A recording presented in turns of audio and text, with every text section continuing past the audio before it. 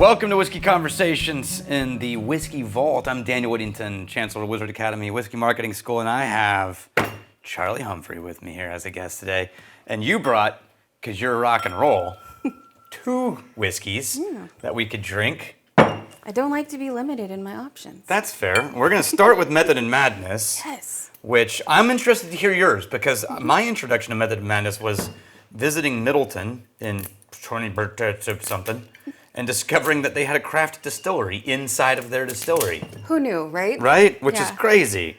This is the single grain finished in virgin Spanish oak. Yes. Why did you pick this one? So we get to talk a little bit about Cheers. Cheers to Sorry, you. that was terribly rude. Oh, look at that. Yeah. We get to talk a little bit about my whiskey love story today. Yes. How can we not be romantic about whiskey when it all comes down to it?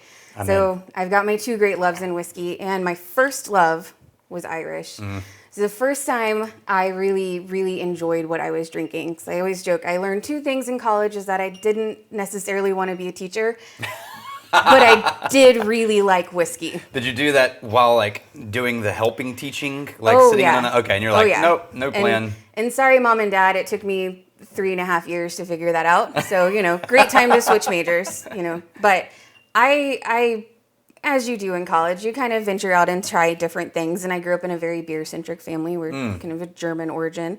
And whiskey was like, oh, I like this. It's not super sweet. I don't have to always mix it with soda.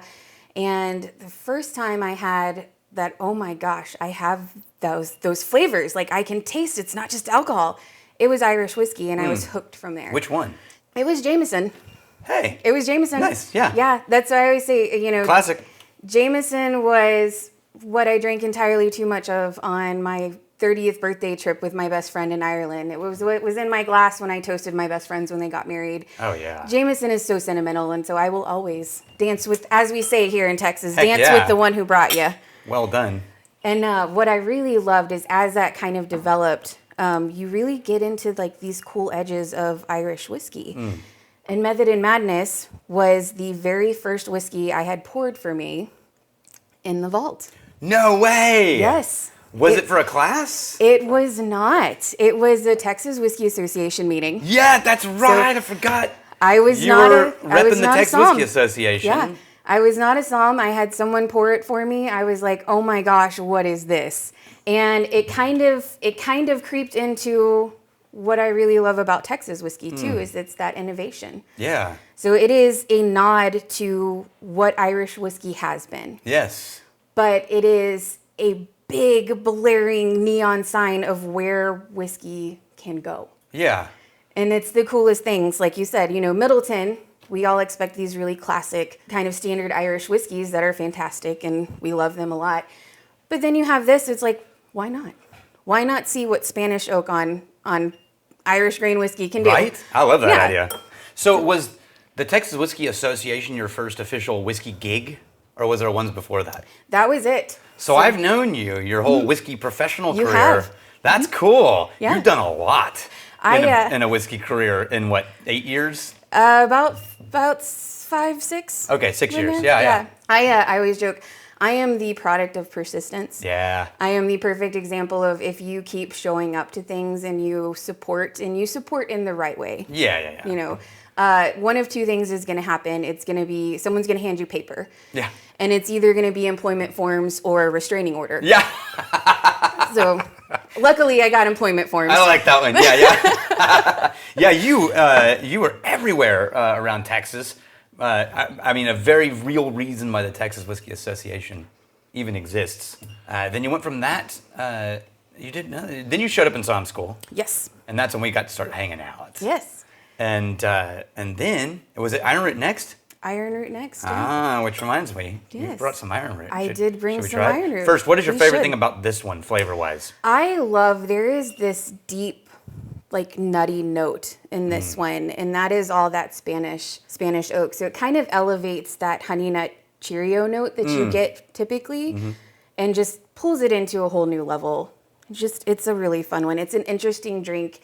It's not overwhelming, but it's exactly what it needs to be. I like that the Method and Madness single grains proved that single grain didn't have to be boring. Exactly. And just like vanilla and some wood. Exactly. Yeah. I'm going to set this right here. Actually, I'm going to put this back here. Yeah. Hold on to that. So, you brought Ironroot Harbinger. I Where did I did. set it down? Here it is. I'm going to have you pour this one for me because you're a level 3 whiskey somm. I am. And you're I have your check one for of the that primary. downstairs. That's right. You're one of the primary on Ironroot's sales and promotion. I am. And kicking, by the way, which makes us, and I think I've talked about this, I work with the Ironroot guys now, makes us coworkers. Yes. So, yeah, hey. I get to work with Hey, you in coworker, Livingston. pour me a whiskey. Yeah. So, as we said, this is kind of a cool full circle moment for us having Method and Madness in here, as it was the first time I had a whiskey from the vault, and that was with the Texas Whiskey Association meeting. And I was told, and as you just kind of mentioned it, single grain doesn't have to be boring. Someone once told me that bourbon was boring. And I was like, well, yeah, if you're drinking the same things, if you're only sticking to a certain pathway of bourbon. And what I really love with Ironroot and Texas whiskey in general is it refuses to be boring. Yeah. I always, we compare whiskey to art a lot, and I love the canvas analogy. So we have a canvas that's stretched over a framework, and that's what we paint on. That is classically art. That is what we look at as that is a piece of art. There are folds behind the framework. There are crevices, there's nooks, there's things that you don't see, but are still very viable. Yeah. And Texas has pushed that framework aside, and they kind of dance and paint in those edges that you don't normally see. So it really pushes it forward into bourbon can be insanely interesting. And I think Harbinger is an amazing example of that because it is a nod to where bourbon has been again. Yeah. But also it is not a bourbon that is going to meet you where you are. Yeah. It is a bourbon that demands you come to it. Yeah. But it's so inviting. You want to show up. Okay, all right. you want to be there. Yeah. And it's bold. It's a 115 proof bourbon, heirloom corns, larger than normal barrels, Texas elevage system. They have just really made whiskey happen for where they are. Yeah. And the coolest thing possible. They didn't try to replicate anything that's been done before. Yeah. They made their whiskey the way they wanted it to be. Yeah, that's one of my favorite things about them. What was the difference between switching gears from promotional rep for the Whiskey Association to like actual sales rep for a specific Texas distillery?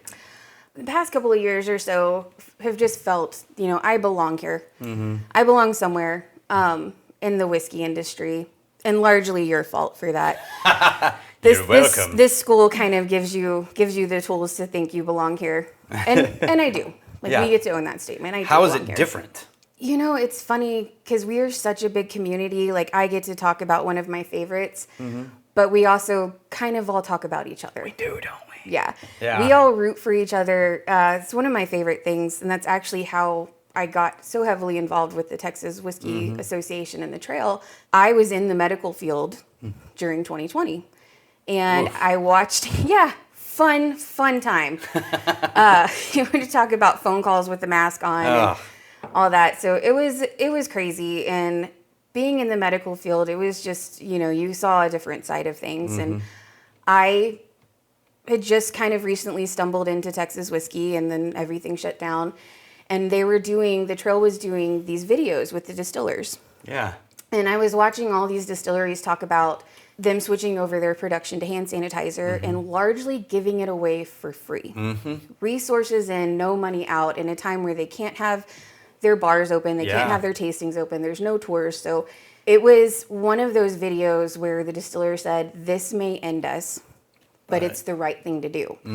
And it was immediately, these are my people, how do I help this community? Yeah. So 2020, my best friend and I wandered around the state as best as we could to support all these distilleries, and ended up finishing the Trail, which apparently caught everyone's attention. They're like, you lunatics are our kind of people. Yeah. And we just kind of took off from there. It became a, how do I help this grow? How do I, be your billboard? And like I said, now it's a, you show up enough and someone's going to hire you. Yeah, that's real. What do you enjoy most about doing actual brand repping for a specific distillery? It's a lot of fun. It is, especially with Ironroot and in my market area. People know Ironroot, but they probably haven't tried a lot of Ironroot. So it's So they've heard of them, but haven't got to sip it? Yeah. Wow. It's a really exciting space to work in that I get to show people new things. I get to see the lights in their eyes when they taste the same, really interesting bourbons that I get to play with all the time.